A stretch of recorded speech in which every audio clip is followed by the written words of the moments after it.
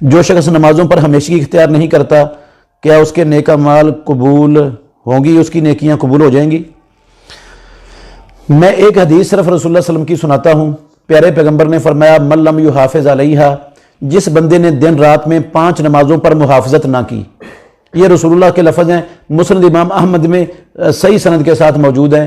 آپ نے فرمایا جس نے 5 وقت کی نمازوں پر محافظت نہ کی، یہ دن کی 2 نمازیں یا 3 نمازیں یا کبھی 1 نماز، کبھی 4 نمازیں، کبھی 5 نمازیں، کبھی کتنی کبھی کتنی، دل کیا پڑھ لی دل کیا چھوڑ دی، ایسی نمازیں قیامت کے اندھیروں میں اس کے لیے روشنی نہیں بنے گی، اللہ کی عدالت میں اس کے لیے دلیل نہیں بنے گی، اور جہنم سے نجات کا ذریعہ نہیں بنے گی، اور وہ بندہ قیامت والے دن فرعون، قارون، حامان اور ابی بن خلف کے ساتھ ہوگا۔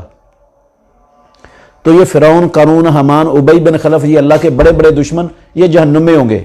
آپ اسے اندازہ لگا لیں کہ یہ جو نماز پر محافظت نہیں کرتا، جو روزانہ 5 نمازیں باجماعت پڑھنے کا اہتمام نہیں کرتا، یہ اللہ کے نبی کے لفظ تو سچ ہیں، یہ تو غلط ہو نہیں سکتے۔ وہ ان کے ساتھ ہوگا اور وہ جہنم میں ہوں گے تو یہ بھی جہنم میں ہوگا۔ اس کا مطلب ہے اس کی جو 1-2 نمازیں ہیں نا دن کی، وہ اس کے لیے فائدہ نہیں دیں۔